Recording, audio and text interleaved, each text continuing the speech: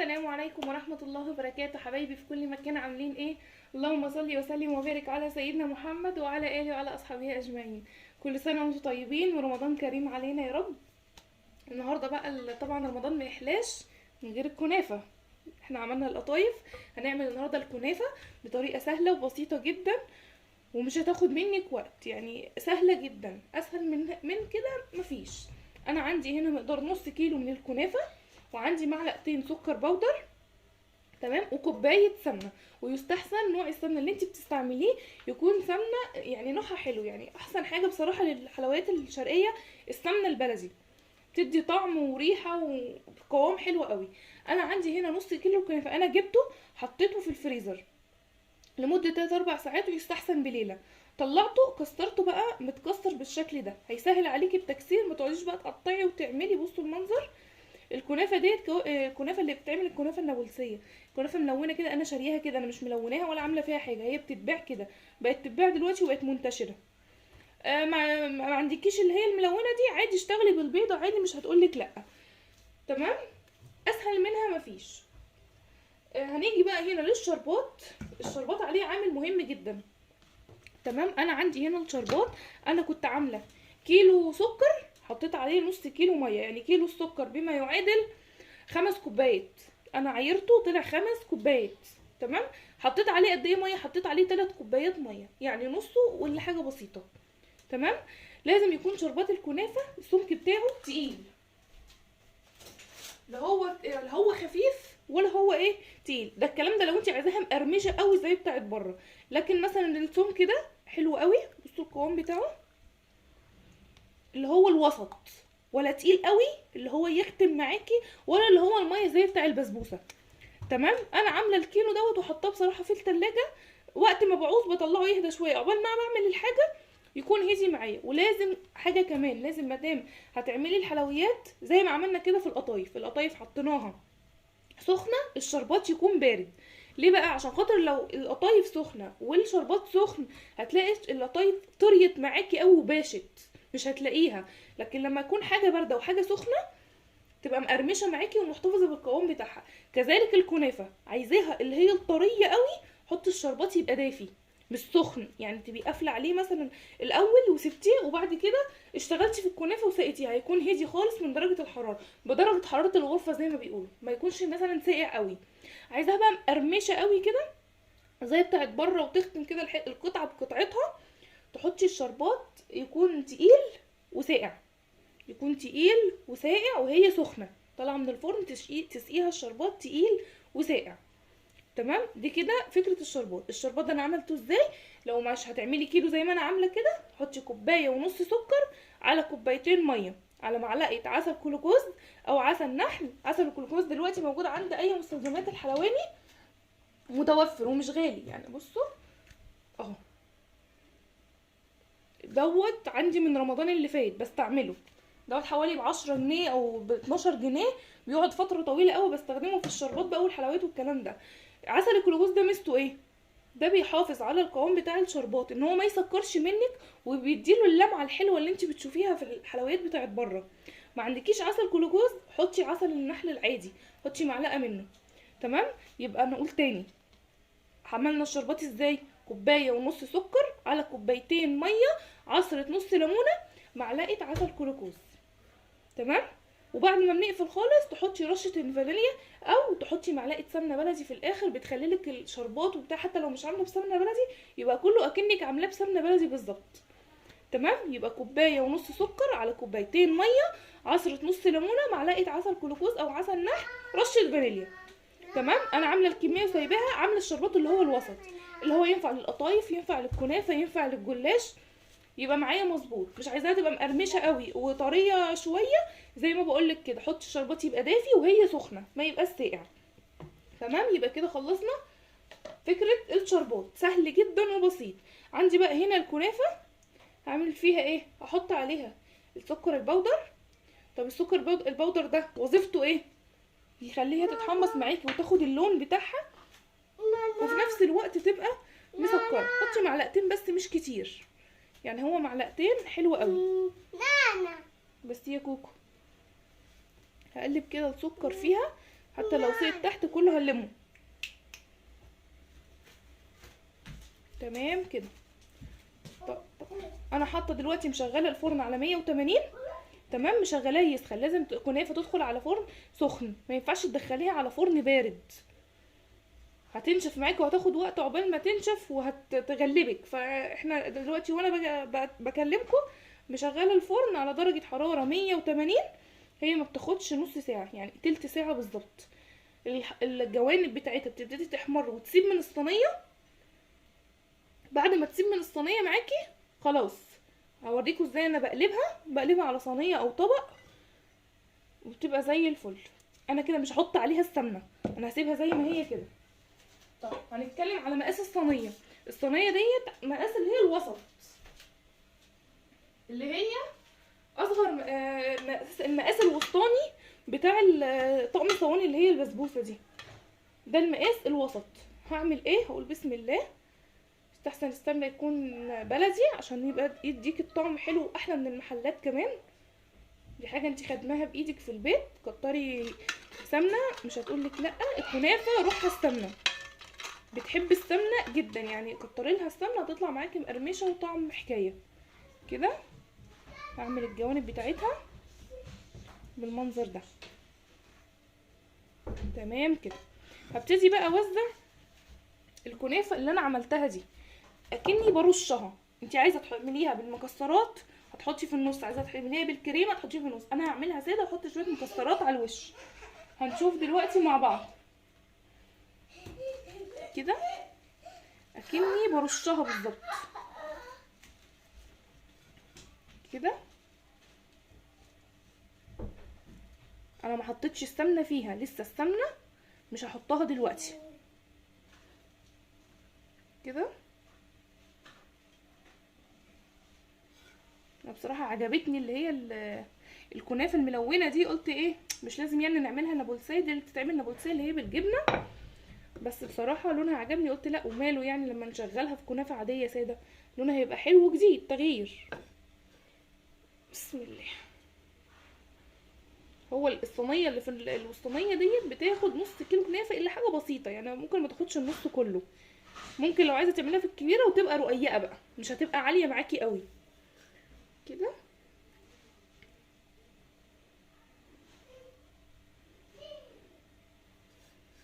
سهله، طريقتها سهله جدا وبسيطه ومش عارفه على الارقام اللي هي بتتباع بيها غاليه بره دي، مش فاهمه ليه، يعني بقت غاليه قوي واسعار خرافيه.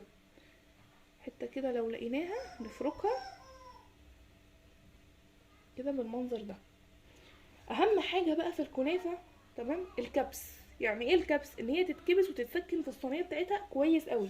ليه بقى؟ عشان لما تيجي تقلبيها هتتقلب معاكي بكل سهوله من غير ما تلزق. عشان كده انا كترت السمنه تحت عشان لما اجي اقلبها بعد كده تتقلب معايا بكل سهوله. هنشوف. هكبس بقى الاول. بصوا، اي حاجه غطا عندك صينيه، انا عندي الصينيه الاقل منها، الصينيه اللي اصغر من دي بحيث ان هي تركب فيها. واضح عندكم؟ تمام.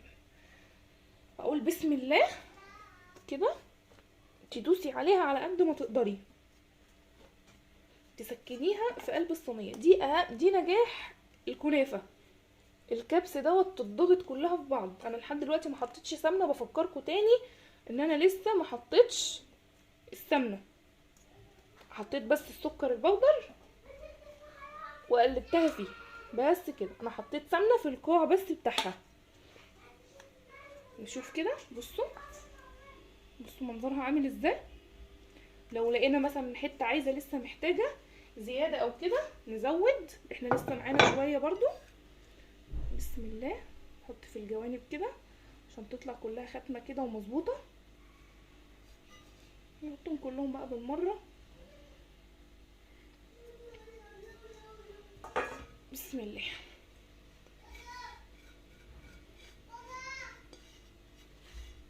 تمام كده. نحط في الحتت اللي هي فاضيه او ما طلهاش الكنافه بس يا كوكو، وابتدي بقى اهرس فيها زي ما انتوا شفتوا كده. اضغط عليها على قد ما تقدري كده. بسم الله. تنفع بقى لو عاملاها في عزومه في بيت، بتبقى شكلها فاخره جدا وطعمها بيبقى تحفه. مش هيفرقوا انك عاملاها في البيت، من جمالها وطعمتها مش هيفرقوها خالص خالص عن بره. كده مش عايزه افصل بس عشان تشوفوا الخطوات بتاعتها بالظبط. تمام كده. بصوا المنظر. ضغطه كمان اخر مره. اهم حاجه والله الكبس دوت هو اللي بيخليها تطلع متماسكه معاكي وتبقى زي الفل. بصوا شكلها عامل ازاي من قبل ما تستوي. بصوا المنظر. تمام كده. هعمل ايه بقى دلوقتي؟ هنزل بقى بالسمنه. هحط السمنه على وشها كده، ما تقلقيش هي كلها هتنزل كلها في قلب بعضها وهتبقى زي الفل كده. لما تدخل الفرن كلها هتسخن في بعض وكلها هتطولها سمنه. تقوليش لا دي في حته ما طالتش سمنه او حته ما اتعملتش فيها سمنه، لا كله هتشرب في السمنه. ما تقوليش السمنه برضو كتير عليها، لان طبعا الكنافه زي ما انتوا عارفين روحها السمنه. لو قلت منك السمنه هتلاقيها نشفت منك وحجرت ومش هتعجبك خالص، حتى لو حطيت لها الشربات طري كده. بسم الله. خلاص انا سقيتها كلها كده سمنه. هعمل ايه دلوقتي بقى؟ كده انا هدخلها الفرن، تاخد حوالي من ربع ساعه لتلت ساعه. هتلاقي الحروف بتاعتها ثابت، هتلاقي حروفها ثابت خالص. همسك كل السمنه دي عشان دي كلها من المقدار. تمام كده. هدخلها بقى دلوقتي الفرن زي ما قلت لكم على درجه حراره 180. اول ما الحروف بتاعتها تسيب من الجناب بتاعت الصينيه هرجع اوريكم الشكل بتاعها واحنا بنقلبها. استنوني. لو وصلتوا بقى هنا للفيديو متنسوش تعملوا لي لايك واشتراك في القناه وتشجعوني بكلمه حلوه كده، ورمضان كريم علينا يا رب.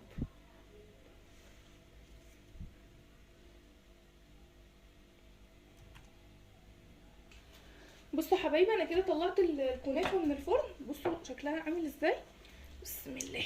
خلاص شايفين ثابت خلاص الحروف كده. تمام كده. كده اعرف ان هي خلاص استوت من تحت او خدت لون من تحت. هعمل ايه دلوقتي بقى؟ هقلبها بسم الله على اي طبق اي صينيه كده عندك وتقلبيها. مش هتاخد معاكي وقت، تتقلب بكل سهوله. بسم الله الرحمن الرحيم. بسم الله. تمام كده. هاخد الحرف بتاع الصينيه كده. بسم الله الرحمن الرحيم. بصوا المنظر بتاعها والله تتاكل كده مش عايزه تدخل تاني. طبعا ده بمزاج السمنه اللي احنا حطيناها. السمنه مظبوطه والارتفاع بتاعها مظبوط كده، امورنا زي الفل. انزلها كده بكل سهوله. بتقول بتتقلب مني مش عايزه تتقلب او الكلام ده، بكل سهوله اتقلبت معايا. هدخلها بقى الفرن تاني تاخد بقى وش من تحت نص ساعه. لا نص ساعه ايه 10 دقايق او ربع ساعه بالكتير على الناحيه التانية. وبعد كده اطلعها بقى نسقيها مع بعض الشربات. بصوا شكلها ما شاء الله تبارك الرحمن. هدخلها بقى 10 دقايق وهرجع لكم تاني. بصوا حبايبي خلاص انا كده طلعتها من الفرن. بصوا المنظر بتاعها عامل ازاي. ممكن نسقيها بقى كده وهي في الصينيه، بس انا عشان عايزه انا احطها في طبق تقديم. تمام. هقلبها وبعد كده ارجع اقلبها من الصينيه. اول مره نشوف شكلها من تحت برضو استوى بتاعه عامل ازاي. بصوا المنظر.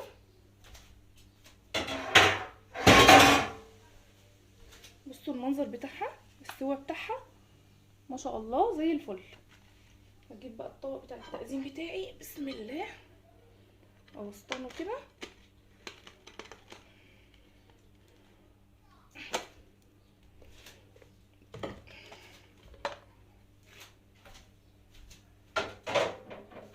طلعت معايا بالمنظر الرهيب ده. ثانيه واحده بس انضف الكنافه دي.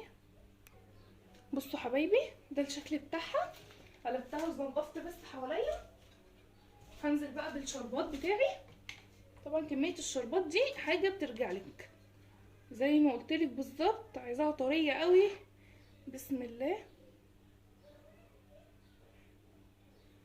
بصوا وهي سخنه هتشرب العسل بتاعها على طول. حط كده في كل حته وهي هتشربه، ما تقوليش ده كتير العسل بتاعها.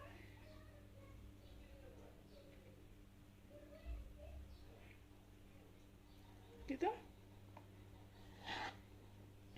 ريحتها قلب البيت. اللهم اني صايمه. واحد صايم بقى وبيجهز حاجات الفطار. طبعا لو في الصينيه كنت سمعتوا التش بتاعتها. عارفين التش دي لما تحطوا حاجه ساقعه على حاجه بارده؟ تمام كده. تمام وزي الفل.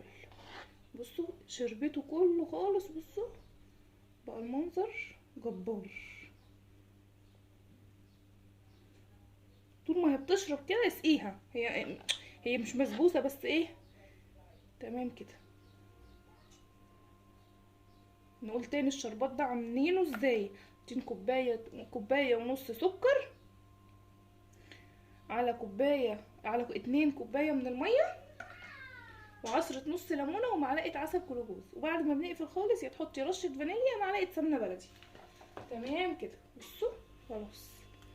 سامعين القرمشه بتاعتها؟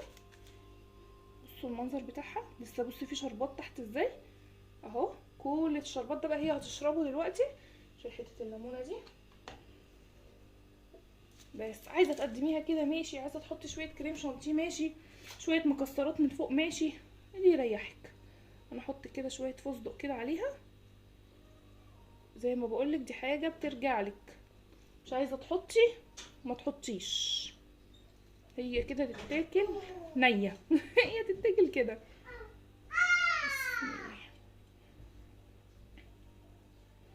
دي لو عملتيها ورحت بيها عند حد زياره او كده هتبقى زي الفل.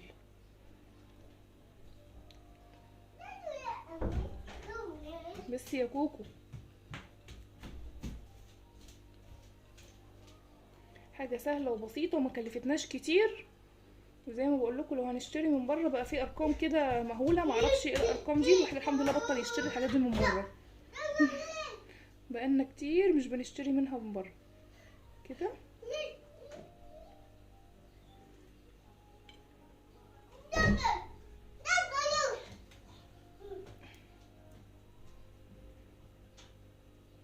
بس كده زي الفل. حلو قوي كده. ده بقى الشكل النهائي بتاعها. بصوا المنظر. لسه فيها شويه شربات. بصوا الشربات بتاعها تحت هتشربه وهتبقى طريه وزي الفل. وفي نفس الوقت يعني محتفظه بالطراوه بتاعتها. وفي نفس الوقت سامعين القرمشه بتاعتها، وفي نفس الوقت فيها الشربات بتاعها هتشربه كله. بصوا المنظر باين عندكم في الشاشه اهو. بصوا المنظر. كل الشربات ده هتشربوا بقى الكنافه.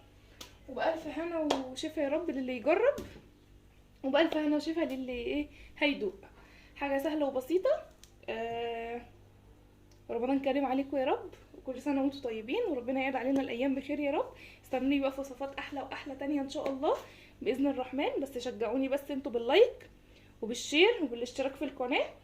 والسلام عليكم ورحمه الله وبركاته.